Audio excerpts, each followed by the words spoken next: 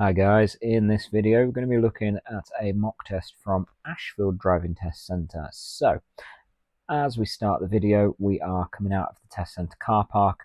Now you'll see as we exit the car park there is a give way line, so you want to be careful as you come out of this car park that you look for traffic coming from the left hand side. It can be very easy to forget about that, and of course cars coming towards you will have priority if they're turning to your left or their right as they come across. So you can see the pupil here waiting to give way to the van there. As we come down the driveway, I'm going to get the pupil to carry out her show me question, which is to wash the front windscreen using the washers and wipers. If you get this wrong, you will pick up a fault. On this occasion, what the pupil did was wash the rear windscreen first and then realized the error and corrected it by washing the front windscreen. So I'm just going to record a driver fault for that one. At the end of the drive here, we want to keep the car nice and straight and get all the way up to the give way line, and this applies if you're turning left or right here. Keep the car nice and straight, get all the way to the give way line, and then you'll be able to see around the signs that are on the right hand side. If you're too far back, those signs are going to block your view. If you lean to the left or the right, you're going to be crossing into the incoming lanes. Now, they're not very well marked, so if it's only a small amount, the examiners may let you off, but why take that risk? Keep the car nice and straight, and that way you'll eliminate the potential of getting any fault there. This can be quite a busy road, so as you can see here, the pupils had to wait a short while before they can emerge. There's no pressure if this is the case. If there's no safe gap, you've got to wait. Don't rush feeling that pressure that you've been waiting for 10-20 seconds, because if you start hurrying yourself, that's when you're going to make misjudgments and you're going to get yourself faults.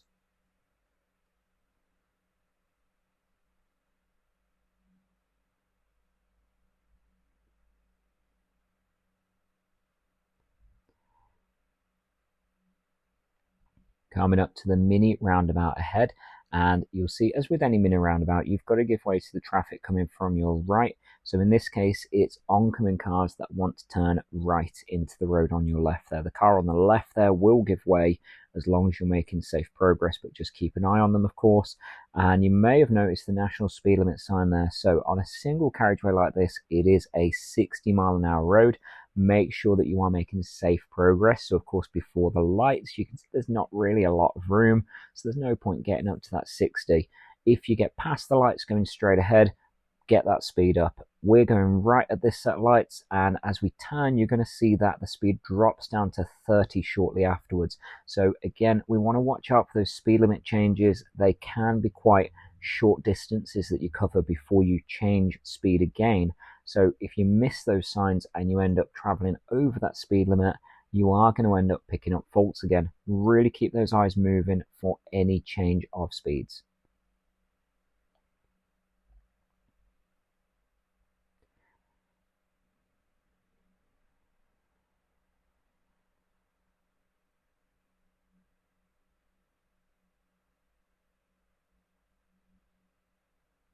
Just ahead, we're going to be taking a left turn, and this road in particular is quite narrow, so you want to bring the speed down so you can bring the nose of the car in nice and tight.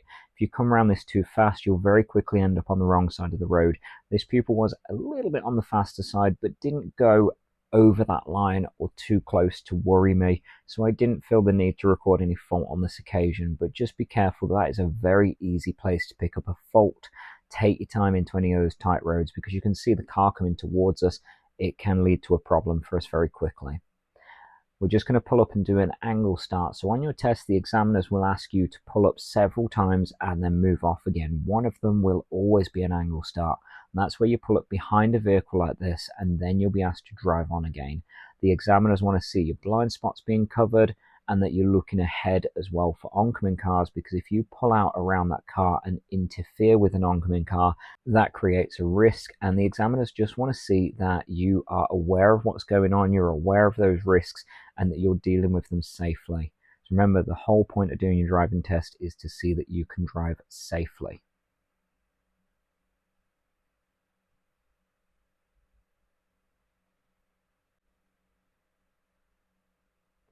Traveling down narrow roads like this, of course, the examiners want to see lots of mirror use. I like seeing the mirrors being checked too, the right mirror before you move out round a car, and the left mirror as you pass by. Notice that was a little bit close to that BMW, so make sure you're leaving plenty of room in these situations. If you do get too close to a vehicle, it can be recorded as a fault.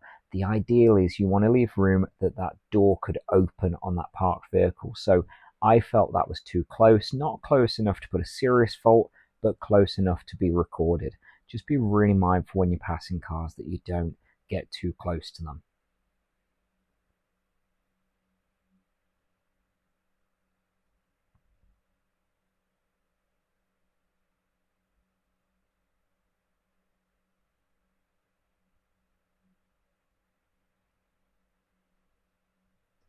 As we come up to the end of the road with all these parked vehicles, you can see the pupils really taking their time. They're not rushing through the gaps, and they're covering the mirrors really, really well. And then at the end of this road, we're going to be taking a left turn. Just be mindful of that road right before the end. If you signal too soon, people may think you're going down there, and as a result, the examiner may record a fault. So make sure your signals are really clear. If you do them too soon, it's going to be misleading. But of course, if you don't do them, people don't know what you're up to. As you join into the road, of course, picking up that speed nice and swiftly. Keep in mind it's still a 30 zone until you see other signs telling you differently. So we don't want to be creeping over that 30-mile-an-hour mark until we pass the 40 signs further up. Then, of course, you can get yourself right up to 40 miles an hour.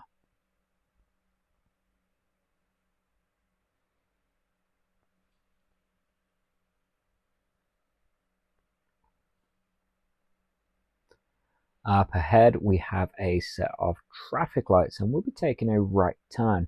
Now, this set of lights has a filter light for the right turn and a straight ahead arrow for the traffic going straight ahead. Be very careful that you're paying attention to the correct set of lights, because if you're looking at the wrong one and you try and go through that red light that applies to you while looking at the green light applying to the other traffic, you of course are going to get a serious fault on your test. The pupil here does a really good job bringing the car to a stop on the right hand side. It's a bit more obvious when you've got the lights already set up like this, but if they're both red, make sure you're paying attention to the correct one, because of course you may not know which one is going to direct you. You might end up paying attention to the wrong set of lights. So very, very mindful of that if you're approaching the roll on red.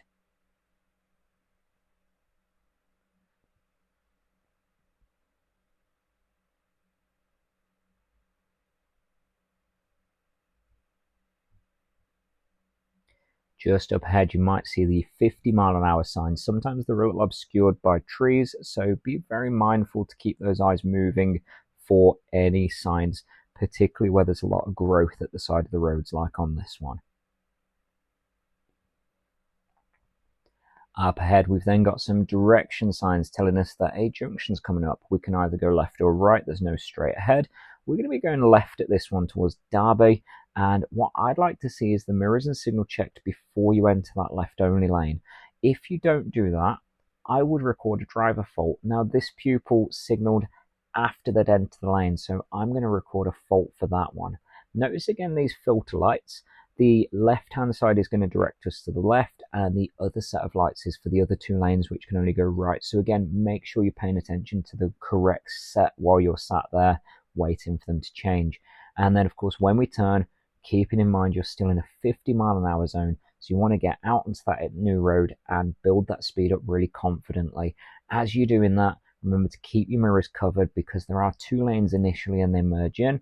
And of course, if someone's coming around you, that could cause an issue if you accelerate and you don't pay attention to them. Now, a little further up, my pupil's going to make a serious mistake with hesitation. The road ahead opens out into two lanes, and you'll see her take up the right-hand lane, but then hold back from overtaking the camper van. This was caused by her being uncertain about how the layout of the road would lead up to the junction. Now, normally, if you're going straight ahead, you can stick in the left-hand position unless the road directs you away from it. If you do end up going over to the right-hand lane, like this pupil did, what the solution should have been was to carry on in that lane rather than hesitating and then moving back. Either take the left lane or take the right lane, and do it with confidence, because if you hesitate and cause a knock-on effect to cars behind, it's going to result in a serious fault like this one did. Notice again how the lanes merge here, so really good mirror use is essential here, watching the vehicles on the right hand side. This is going to keep you safe if someone decides to try and overtake you as the lanes are closing in. If you spot someone coming up behind you quickly, then you want to ease off and just let them pass. There's no point getting into a confrontation about it. And if it's clear, of course, keep yourself moving with the traffic ahead. You'll see this pupil keeps a really good following space on the Ranger in front of us, and this is absolutely brilliant too. It's a big vehicle and we're only in a little Yaris, so our view around it isn't great, and as we get closer it just gets worse and worse. So keeping a good following space is going to make that vehicle obstruct less of your view ahead, and that gives you the better chance of seeing any changes going on ahead, such as the camper van in the distance there, maybe changing lane, maybe slowing down, might be indicating left to take a left turn, and that of course would create a knock-on effect. It also allows you to see any warning signs or traffic lights as you're making your way up the road a little bit easier. Like I say, the closer you get to it, the bigger of an obstruction it becomes to you.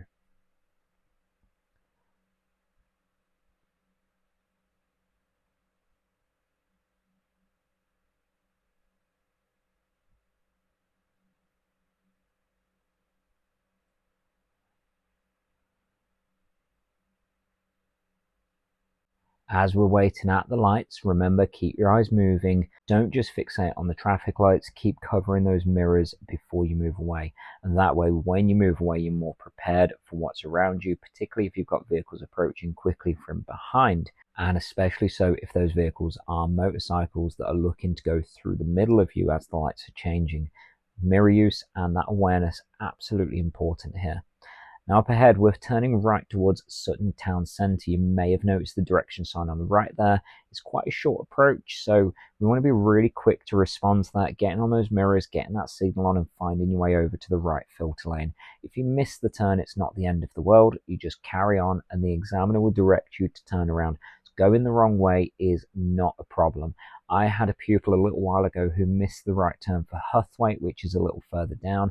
And as a result, he just had to go up to the East Midlands Designer Outlet, turn around at the double roundabouts and come back again and left into Huthwaite. So the examiners will just redirect you if you take a wrong turn. Don't panic if you miss that turn.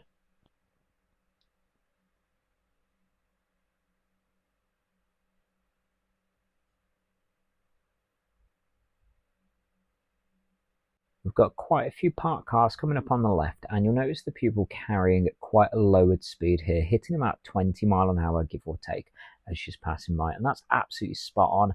Paired with that, there should be good mirror use, watching that left-hand side to ensure the clearance is good, and also keeping on the right-hand side as vehicles are passing by and as the gaps open up as well, because that's when you're vulnerable to being overtaken when there's nothing coming the other way. So lots and lots of mirror use, and just a lowered speed if you don't have a wide space to get through.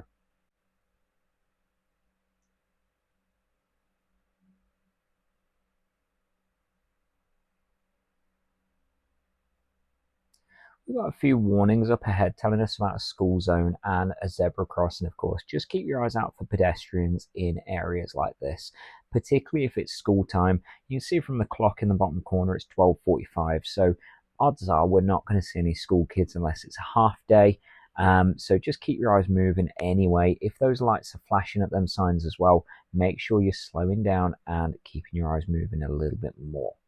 Get my pupil to pull up on the left here. Notice the driveway on the left. If you are asked to pull over, do not stop in front of driveways, even partially. I'm going to record a driver fault for this one, just because if someone wanted to get in or out that driveway, we are in the way. We're going to cause a problem to them.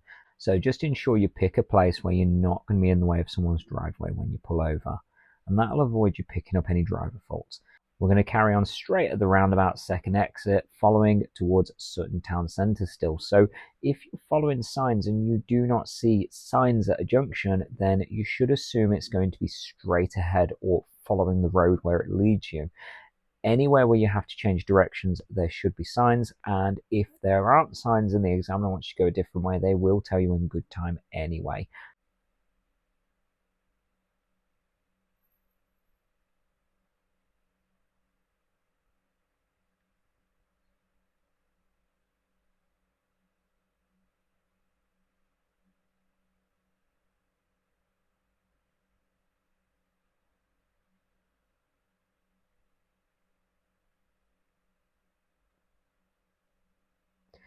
Again, you can see the pupil lowering her speed down as the space becomes more restricted.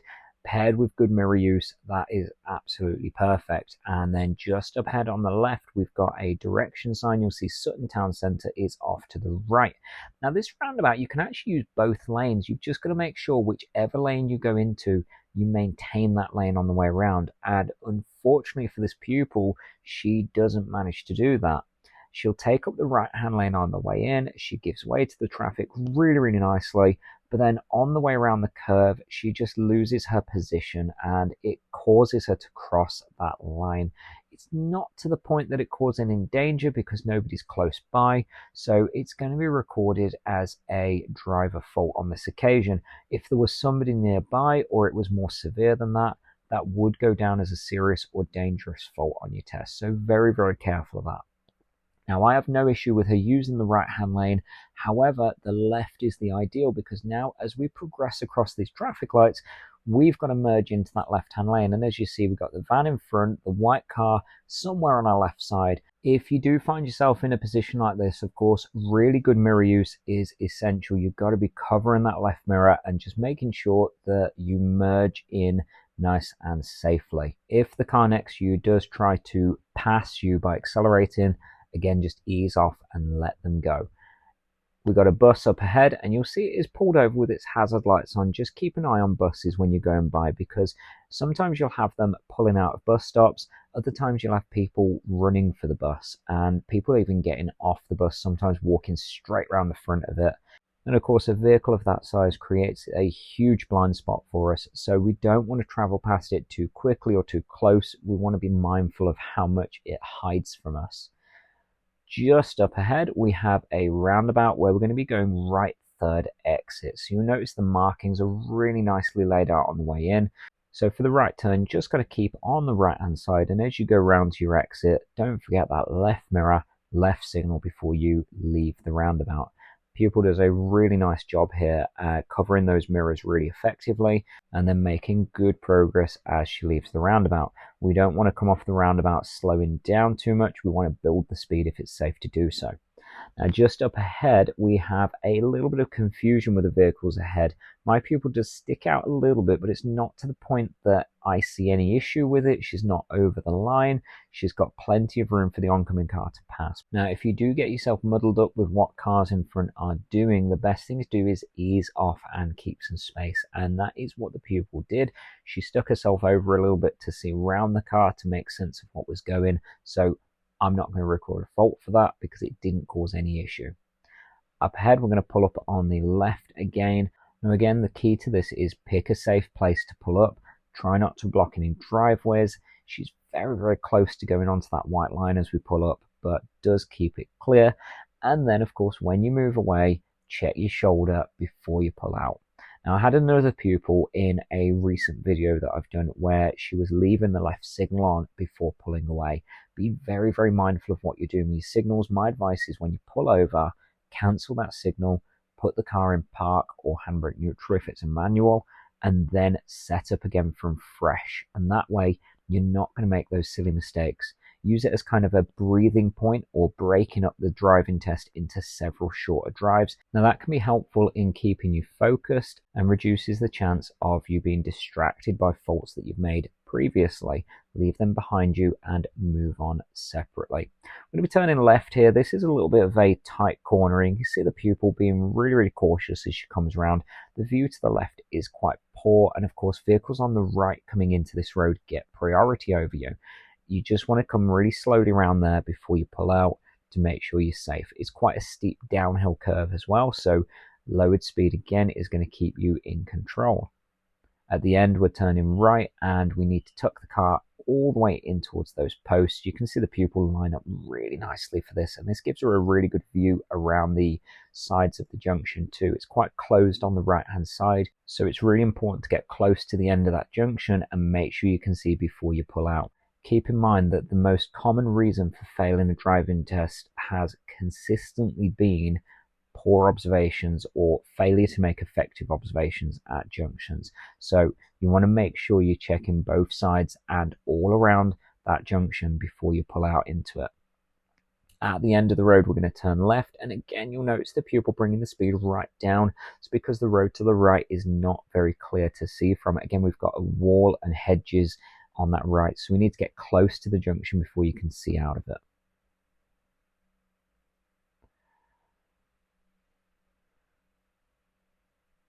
Up ahead, we've got a roundabout. Now this one, you can't go straight, you can only go left or right. We're going to be taking a left turn first exit. So as you approach, mirrors and signal, of course, look for traffic coming from the right that may stop you and be prepared to give way to them.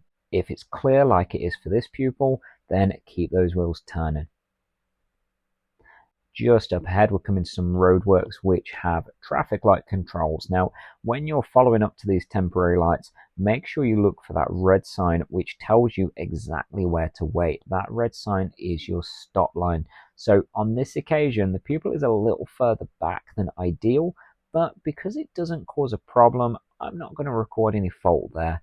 If anything, it gives a benefit that if someone comes out from the right and needs to swing out, such as a long wheelbase van or anything with a trailer, then she's created room for that. So I can't really pick fault with this one, although she could be closer without picking up a fault as well. When those lights change, remember to cover your right mirror before you pull out around those lights, just to keep an eye out for any motorbikes or chancers that might be trying to rush around you before you get going. Now, while some may argue that it's not your fault, it's their fault, they shouldn't be overtaking, if you are able to prevent that problem by checking your mirrors, why wouldn't you? And that's how the examiners are going to look at it on your test day. If you don't look in your mirrors and it leads to a problem, then you are going to fail your test, unfortunately. Notice how the road here splits into two lanes. We're going to be sticking in the left lane to go left at the traffic lights at the end. If you are turning right, the examiners will normally tell you in advance, so you know to get over to that right-hand lane nice and early, because if there's a queue, you're going to run out of time to change lanes. If you are changing lanes, just remember mirrors and signal and look for the reaction from any cars nearby. Make sure that it's safe before you cross over. Don't just assume they're going to wait because you're signaling. As you reach the lights, remember, keep them eyes moving. Don't just fixate on the traffic lights. Look in your mirrors frequently. Look for pedestrians coming up to the crossing. See the lady on the right waiting to cross. If you come around a junction and they walk out, we are responsible for holding back and not running them over. You know, you've got a brake pedal. We don't get bonus points for flattening pedestrians on your test. So keep your eyes moving and ensure that you know exactly what you're going into when you move away, but also exactly who's coming with you when you move away.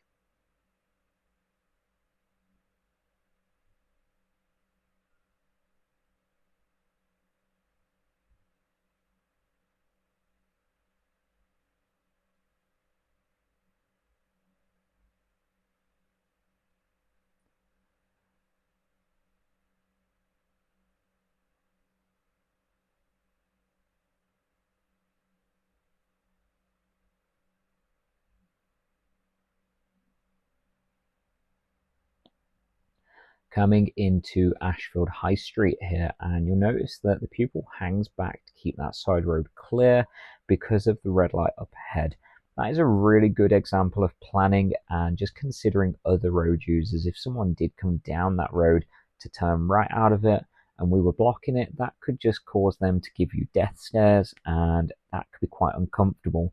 It's not a fault in itself, in my opinion. However, if you can avoid a problem like that, why not? Coming through the high street as well, keep your eyes moving. We've got a few speed ramps and, of course, parked cars, more pedestrian activity, and plenty of side roads and driveways.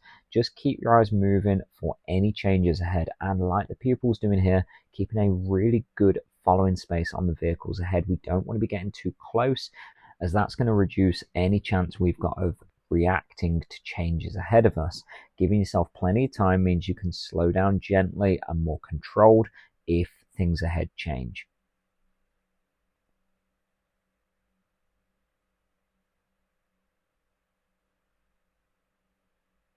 Just at the end of the high street here, we have a mini roundabout. Now, when you come up to a mini roundabout, it can be quite intimidating because there's not a lot of room for error when you enter that junction. But if you do have a gap, then you want to be seen to take it by the examiners. This pupil does hesitate as she enters the roundabout because the vehicles on the right are indicating left. It's quite apparent that they're not going our way, so we could quite confidently flow across that road. We've also got the oncoming vehicles blocking that vehicle from coming across, and that gives a good opportunity to make progress. So I'm going to record a hesitation fault for this one because I thought the gap was really apparent. Just as we take a right turn, notice the pedestrians that are stood waiting. Now, the highway code and the hierarchy of road users says that we should give them the opportunity to cross. However, if they're clearly stood waiting, then they are showing you that they are aware of you and that they are safely letting you pass. So in that particular situation, I'd have personally carried on and not been too concerned about those pedestrians. The three young lads who walked out as we were coming through, I don't think that that was worthy of giving the pupil a fault. She was clearly in the junction and making progress before they reached the side of the road, and it is equally their responsibility not to walk out in front of cars. So I'm not going to issue a fault on that one. Coming down these back streets here, they are quite narrow. Again, taking your time through these roads and using your mirrors frequently is essential. Now you can see the end of the road is very closed off with the hedges on the right blocking your view. The left's not so bad, but the pupil does a really nice job here of bringing the car right up to the end of the road before pulling out, checking it's completely safe before she pulls out into that new road. Again, we've got parked cars up ahead, and you can see the pupil carrying quite a lowered speed as she comes down here. This is a really good example of how to deal with these situations. We can't see what's coming around the bend up ahead, so we don't want to rush down there, but there is plenty of space to meet traffic here as well. Now, the bend here comes around quite sharply, so again, a really low speed because that building blocks your view completely as you come up to it. We've got parked cars on both sides then as we come around, so if someone is coming the other way and you're not prepared for it, you're going to end up in a pretty tricky situation. Coming down these little back streets, notice the giveaway line as well, and another junction where we can't really see a lot as we come up to it. So again, the pupil does a really nice job of bringing the car right down to a crawl before crossing that road. If you can't see what's coming, don't assume it's going to be clear. Make sure you get your car right up to the end of the road so you can see both ways before you come across that junction. The same again at the end here. We'll be taking a right turn, and now on this occasion there is a car coming from the left hand side, but I felt it was far enough away that we could have pulled out and been gone before that car reached us. You'll see what I mean when it arrives. It's also turning right into that road, so us being there makes it a little more tricky for them to get around. As a result, I'm going to record a driver fault for hesitation on this junction. I honestly think she could have made good progress there rather than waiting for them to get down the road. Now that would have been different if the car would have been coming down the road at speed, because then you'd be pulling out into the path of a speeding vehicle, and that wouldn't be safe. So it's all about looking at their approach speed and judging what the safest option is. Another closed junction at the end of this road where we'll be turning left. I'm then going to get the pupil to pull up on the right and carry out her maneuver, which is a right reverse. When you do this maneuver, the idea is just to pull up on the right hand side of the road, nice and close to the curb, nice and straight, and then reverse the car about 2 car lengths. What the examiners are looking for is good steering control so you're not drifting across the road, good observation so you're looking over both sides of the car effectively and frequently, and just a nice slow car. We don't want to rush through these maneuvers because that's going to compromise your chance to observe what's around you, and it's going to reduce your control over the car. Now the pupil does a really nice job of carrying out this maneuver with absolutely no faults. The thing you can't see on here, of course, is how she's steering the car, which is keeping it nice and straight, and how she's looking around. She was looking from right shoulder to left shoulder constantly through that maneuver, and that is exactly what I want to see. As we come to the end of the maneuver, the examiner will tell you to stop, and then they'll ask you to drive on again. When you move out from this side of the road, cover your left blind spot. Now, my advice is check your blind spot, and when you start moving and steering away from the curb, check it again so you get a better view of what's going on as the car starts moving out. And this is going to keep you aware of what's going on behind you and safe. If anything happens and you don't spot it, You are the one pulling out, so you are responsible. We're approaching another really closed off junction with a giveaway, so with the car on the left there especially, this really makes it difficult. You can see how slowly the pupil's moving out from here.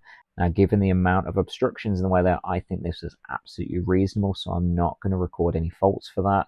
It was really difficult to see out there. I even struggled. So take your time to make sure that road is clear before you pull out. Don't feel that you've got to hurry in order to avoid getting faults for hesitation, but equally, if you can move out safely, make sure you're doing it.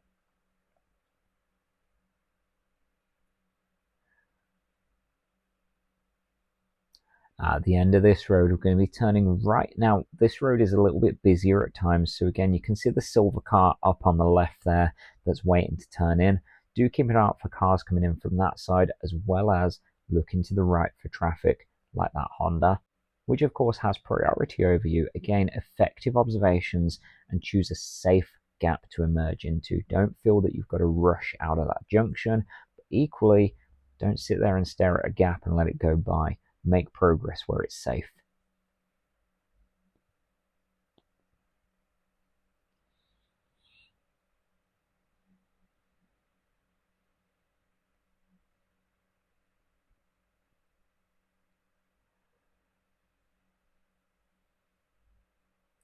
As we come through this section, again, what I'd be looking for is lots of mirror use.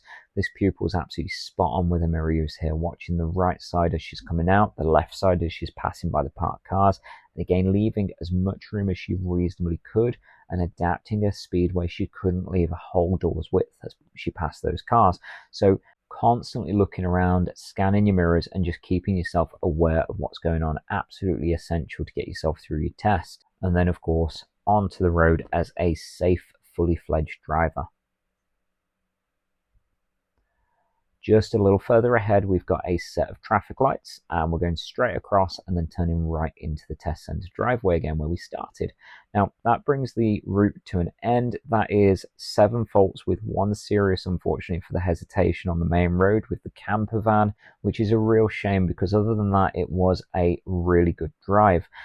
So as this video comes to an end, I do hope that it's been helpful for you, just seeing the way that other people sit in the mock test, seeing the faults they make, and talking about how they could have better handled those situations, and just seeing what might be recorded when you come to your own driving test. So if you have found it useful, please do like, share, subscribe, or comment, or all 4 if you're feeling generous, and I will try and keep these videos coming. Thank you again for watching, and God bless you.